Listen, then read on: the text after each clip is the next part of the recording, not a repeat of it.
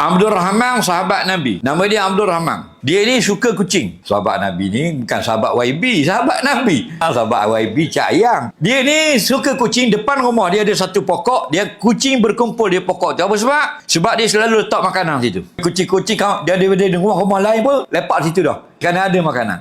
Dan pada satu hari dia main anak kucing. Dia main kat tangan dia. Nabi sampai. Assalamualaikum ya Abdul Rahman. Dia terkejut. Nabi beri salam sampai depan muka. Dia susuk sembunyi dalam lengan baju. Takut Nabi nampak. Takut Nabi marah. Takut Nabi kata mental ke apa ke.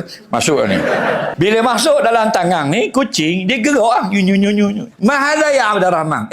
Apa benda ni? Wahai Abdul Rahman, apa benda tu? Gerak-gerak. Nabi tegur dia. Dia pun buat keluar anak kucing. Lepas tu Nabi kata, Anta al-yam Abu Hurairah. Mulai sekarang, nama kamu Abu Hurairah. Bapa anak kucing. Hurairah tu bukan kucing. Anak kucing atau kucing yang kecil. Kamu pada hari ini, aku gelar kamu bapa anak kucing. Bapa anak kucing. Yang lebih tepat lah. Cuma kita sekarang panggil bapa kucing. Tapi yang paling tepat, bapa anak kucing. Apa maknanya? Maknanya kamu makhluk penyayang. Itu maksudnya. Nabi puji dia. Maka, bolehkah kita kata orang yang sangat suka kepada kucing ni mental? Tak boleh lah. Apa pun nak kata mental tu biar keluar daripada kebiasaan. Kalau kucing mati, dia pergi bercakap dengan kucing, begini-begini. Tu kalau hari-hari itu baru kita kata mental. Siap ada batu nisan, baca talqin kucing mati. Hai kucing, sekejap lagi datang malaikat kepada kamu.